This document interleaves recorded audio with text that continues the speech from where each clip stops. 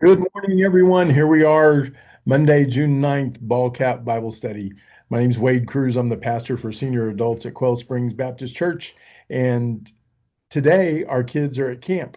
Uh, Falls Creek camp starts this week, and we've got 300 kids down there and sponsors. For those of you outside of Oklahoma, it's a big Christian youth camp. They'll have 6,000 kids there a week for the next 6 or 8 weeks.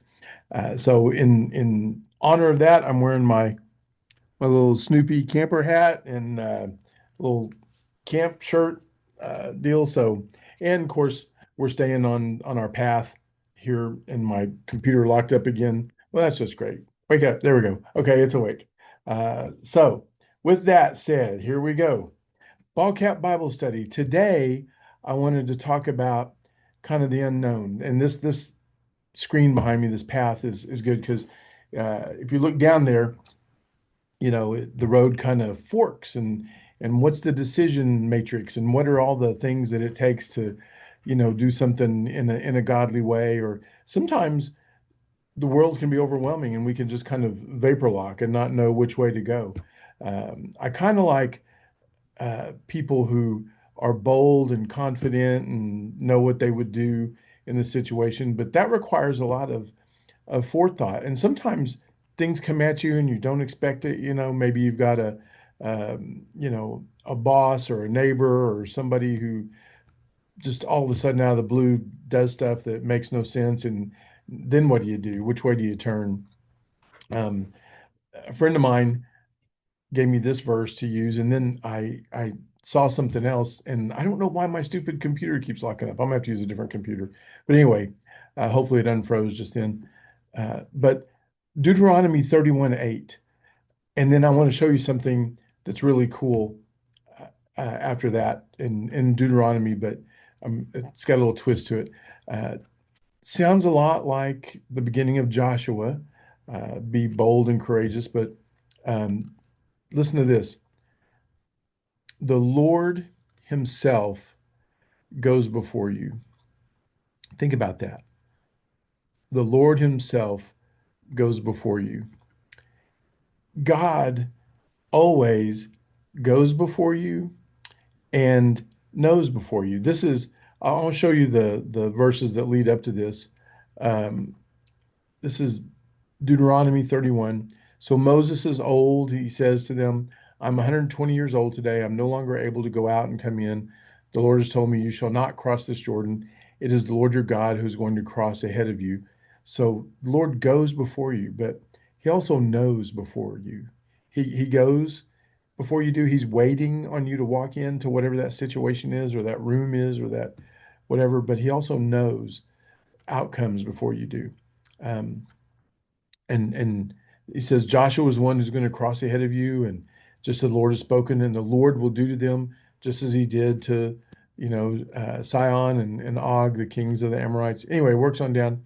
Then Moses called Joshua. Well, I want you to see verse 6. Be strong and courageous. Do not be afraid or in dread of them, for the Lord your God is the one who is going with you. He will not desert you or abandon you. I think that's something we need to hear today. We get a little, I don't know, trepidation, or a little cautious on, or not as bold as we should be in our faith, or how we present ourselves to our family and our friends. We don't want to pray in public, or even ask the blessing at a breakfast. He will not desert you or abandon you.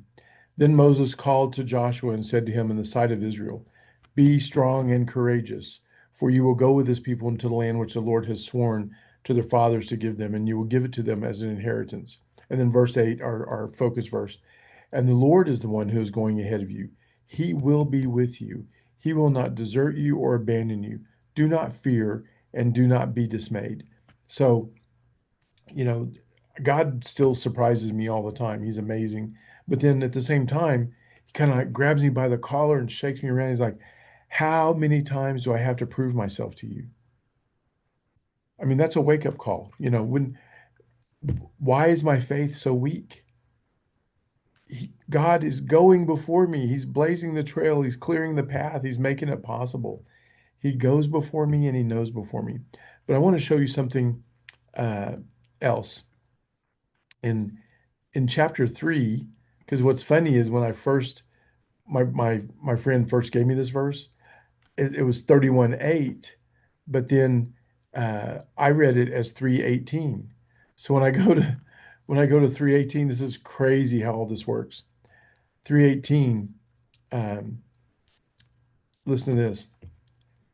Then I commanded you at that time, saying, the Lord your God has given you this land to possess it. All you valiant men shall cross over armed ahead of your brothers, the sons of Israel. Uh, my question is, if God is going before us and has given us opportunities, open doors, wants us to be different places, and has placed us right where we are right now, why aren't we a bunch of valiant warriors? That's what I say. I love people that are confident and bold and go in and take the land, that have godly intentions, that know the Lord is with them. It's human nature to be a little timid sometimes, but it's not. If God's firm hand is in our back, we should all be a bunch of valiant warriors. It's like when the angel of God came up to Gideon and he said, "Hey, valiant warrior," and Gideon said, "Me? I'm nobody. I have no influence. We're poor, wrong side of the tracks." I can relate to Gideon. I came from a broken home. I'm unorthodox in how I got into ministry, and I just don't feel like I have a whole lot of worth, if you will, when it comes to, you know, being a pastor. But here's what the angel of God said to Gideon. Yeah, well, when we go to battle, we'll be as one. That's the thing. That's why God picks people like us, like me and like Gideon and others, is because it's real obvious when anything great happens, it ain't me. I don't have that ability or that influence or that power. It's all God. He gets the glory. To God be the glory. Great things he has done. It's really obvious that when he uses a guy like Gideon or a guy like Wade or maybe a guy or girl like you, that it's God doing it. The reason he picks people like me is so that it's so clear and obvious that it's God. And it also, I'm the fool God uses to confound the wise. A lot of people say, why would he pick Wade? Why does, because I don't have the ability on my own. God puts his majesty on display when he does things using people like me, because it's really, really obvious that I didn't have the ability to make it happen. And so, but it also empowers us and it gives you and me the faith and the confidence and the boldness to be valiant warriors for God. Uh, Spiritual warfare is real, guys. So just know God goes before you, he knows before you, but he also has a firm hand in your back. And I'll end with this little quote. You know why you and God are an unbeatable combination? Because God can't be defeated. So go today and know that God goes before you and he knows before you and he's declared it in his word. All right. I love you guys. We'll see you next week.